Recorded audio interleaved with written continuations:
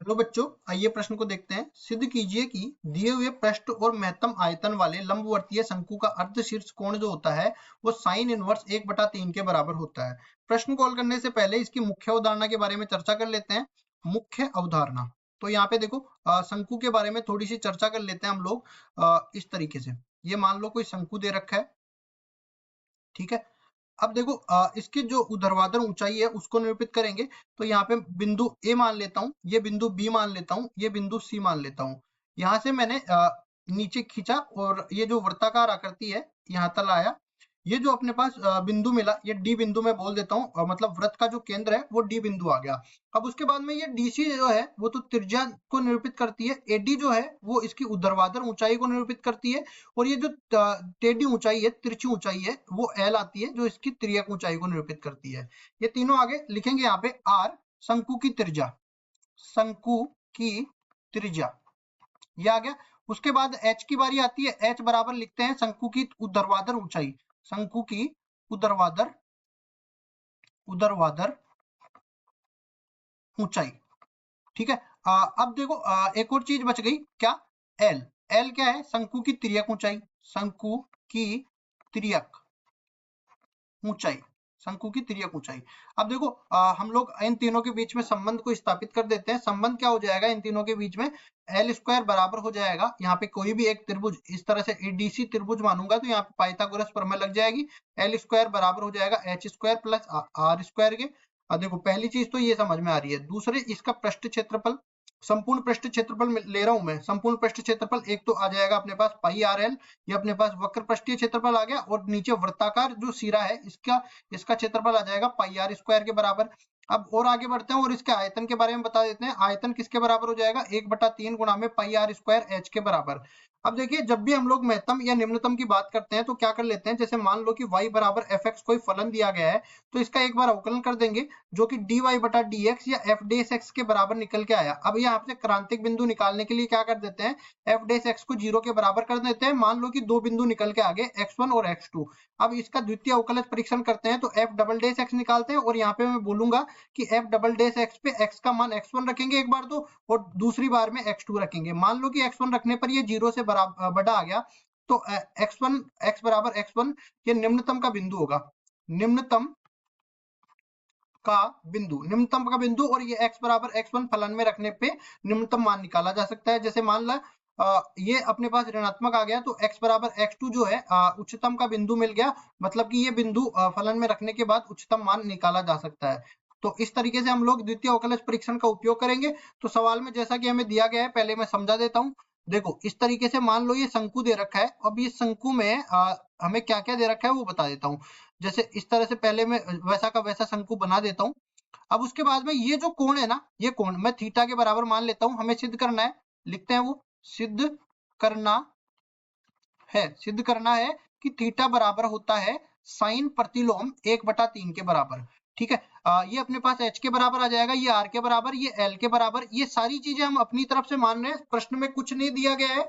अब देखो प्रश्न में दिया क्या गया है, इसका पृष्ठ दिया गया है, तो पृष्ठ किसके बराबर माना था मैंने, pi R L plus pi R square के बराबर ये मैंने माना था। अब देखो l का मान मैं h के रूप में निकाल लूंगा तो ये किसके बराबर बन जाएगा, देखो s माइनस में पाई आर स्क्वायर बटा में पाई आर, ये अपने पास बन गया किसके बराबर, एल के बराबर। इसको मैं समीकरण नंबर 1 नाम दे देता हूं। अब उसके बाद में देखो इसके आयतन को महत्तम करना है, तो v बराबर क्या होगा, 1/3 गुणा में पाई आर स्क्वायर एच के बराबर। और यहाँ पे हम लोग ये भी जानते हैं कि एल स्क्वायर जो है, एल स्क्वायर वो बराबर होता है R square plus H square के बराबर। तो एच किसके बराबर आ जाएगा, L square minus R square, इस पूरे का वर्गमूल। मतलब ये पूरे जो समीकरण है मैं एल और आर के बीच में निकालना चाहता हूं, तो ये बराबर हो जाएगा v बराबर में 1/3 पाई आर स्क्वायर, तो इसी तरह रहने वाला है। एच का मान आ जाएगा किसके बराबर, एल स्क्वायर माइनस में आर स्क्वायर, इस पूरे का वर्गमूल। अब ये देखो एल का जो मान है वो भी हम लोग इस रूप में निकाल लेते हैं, तो v बराबर 1/3 और गुणा में पाई आर स्क्वायर, तो इसी तरह रहने वाला है। और एल की जगह आ जाएगा क्या, एस माइनस में पाई आर स्क्वायर बटा में पाई आर, इस पूरे का वर्ग, और माइनस में आर स्क्वायर। ये पूरा मान जो है v का, ये अपने पास r के रूप में आ गया। अब इसको थोड़ा सा सरल कर लेते हैं। थोड़ा सरल करने पर क्या होगा, देखो v बराबर हो जाएगा 1/3, और ये देखो पाई आर, इस पूरे का वर्ग, पाई आर का जब मैं वर्ग करूंगा तो ये क्या बन जाएगा, पाई स्क्वायर आर स्क्वायर के बराबर। और ये पाई स्क्वायर आर स्क्वायर का पहले तो मैं अंदर की तरफ इसका लसापे ले लेता हूं, तो ये क्या बनेगा, देखो इसको मैं खोलूंगा सबसे पहले, S square plus pi square R की घात 4, और यहाँ पे कितना बनेगा, माइनस में 2s पाई आर स्क्वायर, ये बन जाएगा। और लघुत्तम लेने पर ये क्या बनेगा, पाई स्क्वायर आर की घात 4 के बराबर, पाई स्क्वायर आर की घात 4, और नीचे ये देखो पाई स्क्वायर आर स्क्वायर है, ये बाहर जाएगा तो पाई आर बनेगा, और पाई आर से ये पाई आर स्क्वायर कटेगा तो केवल अपने पास आर रह जाएगा। अब इसके बाद में देखो ये वाला भाग भी इस वाले भाग से कट गया, और यहाँ पे क्या बच गया, एस स्क्वायर माइनस में 2s पाई आर स्क्वायर। इसको आगे बढ़ते हैं और हल करते हैं। ये अपने पास जो v है, v का मान अपने पास निकल के आया 1/3 गुणा में r, और अंदर है एस स्क्वायर माइनस में 2s पाई आर स्क्वायर, माइनस में 2s पाई आर स्क्वायर के बराबर ये निकल के आ गया। अब देखो इसका क्या करना है, हमें अधिकतम या न्यूनतम मान ज्ञात करना है। तो जो v का अधिकतम न्यूनतम मान होगा वो v स्क्वायर का भी तो अधिकतम न्यूनतम मान होगा, तो इसके लिए क्या कर लेते हैं, इसका वर्क कर देते हैं। तो v स्क्वायर किसके बराबर आ जाएगा, आर स्क्वायर बटा में 9, और अंदर रह जाएगा एस स्क्वायर माइनस में 2s पाई आर स्क्वायर के बराबर ये आ जाएगा। अब देखो इसको अंदर भी गुणा कर देते हैं, तो v स्क्वायर बराबर आ जाएगा एस स्क्वायर आर स्क्वायर बटा में 9 माइनस में कितना हो जाएगा, देखो ये बन जाएगा 2s पाई आर की घात 4 और बटा में हो जाएगा 9 के बराबर। अब इसका अधिकतम या न्यूनतम मान करना है, तो इस पूरे को मैं z के बराबर मान लेता हूं। अब z का जो न्यूनतम अधिकतम मान निकलेगा जिस बिंदु पर, उसी बिंदु पर हमें v का अधिकतम मान या न्यूनतम मान निकलेगा। तो इसका क्या कर देते हैं, एक बार इसका अवकलन कर देते हैं r के सापेक्ष, तो ये बन जाएगा 2s स्क्वायर r बटा में 9 माइनस में ये कितना बन जाएगा, 4 दूनी 8 s पाई r की घात 3 बटा में 9 के बराबर। अब देखो एक बार तो इसको मैं करूंगा dz बटा में dr, इसको मैं समीकरण नंबर 3 नाम दे देता हूं, इसको मैं बराबर कर दूंगा 0 के, मतलब कि कुल मिला के ये 2s स्क्वायर r बटा में 9 माइनस में 8s पाई r की घात 3 बटा में 9 जो है वो 0 के बराबर हो जाएगा। अब यहाँ से देखो क्रांतिक बिंदु का मान निकाल लेते हैं, तो ये क्या बनेगा, देखो दूसरी तरफ जाएगा 9 से तो 9 कट जाएगा, और ये क्या बनेगा, देखो 2 से भी ये 2 कट के ये एस स्क्वायर आर बराबर हो जाएगा 4s पाई आर की घात 3 के बराबर। अब देखो r का मान 0 नहीं हो सकता, तो r से r कट जाएगा, s से s कट जाएगा, और ये देखो क्या मिल जाएगा अपने को, s बराबर में ये s कट गया, यहाँ से r की घात 2 रह गई, और ये 4 रह गया, ये पाई रह गया, और ये r स्क्वायर रह गया। ठीक है जी, आर का एस का मान 4 पाई आर स्क्वायर आ गया, तो आर स्क्वायर का मान किसके बराबर है, ठीक है, आर स्क्वायर का मान किसके बराबर निकला, एस बटा में 4 पाई के बराबर निकला। अब देखो आर का मान कितना निकल जाएगा, यहाँ से आर बराबर में वर्गमूल में एस बटा 4 पाई निकलेगा, लेकिन हमें आर स्क्वायर का मान ही काम में लेना पड़ेगा। क्यों, क्योंकि ये देखो इसको हल करने के बाद देख लेंगे, इसका एक बार और अवकलन कर देते हैं, मतलब कि d2z बटा में डी आर स्क्वायर, ये किसके बराबर आ जाएगा, इसका अवकलन करेंगे, देखो 2s स्क्वायर बटा 9 के बराबर, तो ये आ गया 2s स्क्वायर बटा 9 माइनस में ये कितना रहेगा, यहाँ पे देख सकते हैं 8 या 24 s pi R square, 24s pi R square और बटा में हो गया 9 के बराबर। अब देखो यहाँ पे आर स्क्वायर का मान किसके बराबर है, एस बटा में पाई के बराबर है, तो ये मान यहाँ पे रख देते हैं। तो देखो यहाँ पे क्या करेंगे, d2z बटा में डी आर स्क्वायर, जहां पे ये आर स्क्वायर का मान रखेंगे, आर स्क्वायर का मान एस बटा में 4 पाई के बराबर, तो ये किसके बराबर बन जाएगा, 2s स्क्वायर बटा में 9 माइनस में ये कितना बनेगा, 24 गुणा में एस और गुणा में पाई गुणा में एस बटा में 4 पाई ये रह जाएगा, और नीचे 9 रह जाएगा।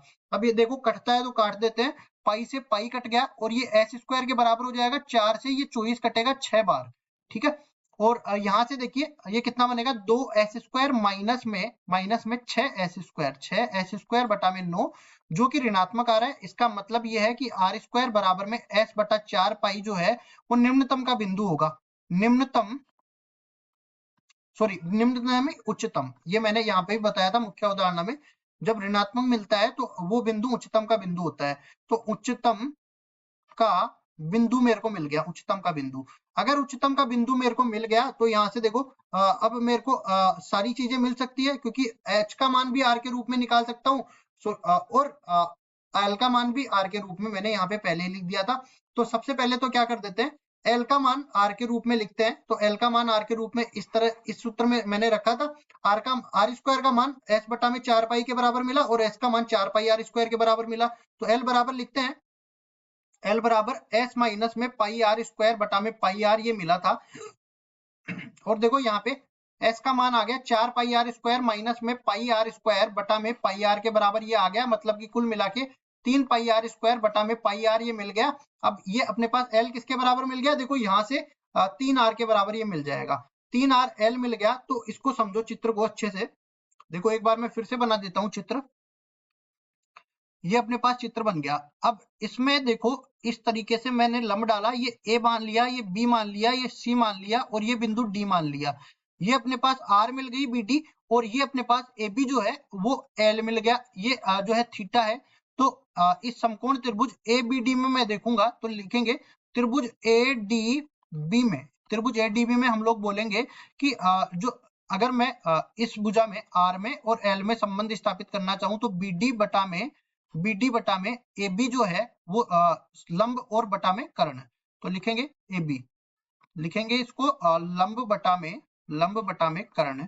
और ये लंब बटा में कर्ण होता है साइन थीटा के बराबर, और साइन थीटा बराबर हो जाएगा आर बटा में एल के बराबर, आर बटा में एल। तो यहाँ से हम देखेंगे एल किसके बराबर मिला, 3 आर के बराबर मिल जाएगा। तो साइन थीटा बराबर हो जाएगा यहाँ पे मैं आर बटा एल का मान भी निकाल लूंगा। देखो आर बटा एल का मान अगर मैं निकालूंगा तो ये 1/3 के बराबर निकल के आएगा, मतलब साइन थीटा का मान 1/3 के बराबर है। अगर साइन थीटा का मान 1/3 के बराबर है, थीटा का मान किसके बराबर निकल गया है, थीटा बराबर हो जाएगा साइन इनवर्स 1/3 के बराबर। यही तो मेरा अर्धशीर्ष कोण है, यही मेरे को सिद्ध करना था। तो मुख्य उदाहरण का उपयोग करते हुए मैंने सिद्ध करके बता दिया और यही मेरा उत्तर हो जाएगा। आशा करता हूँ ये सवाल आपको समझ में आया होगा। धन्यवाद।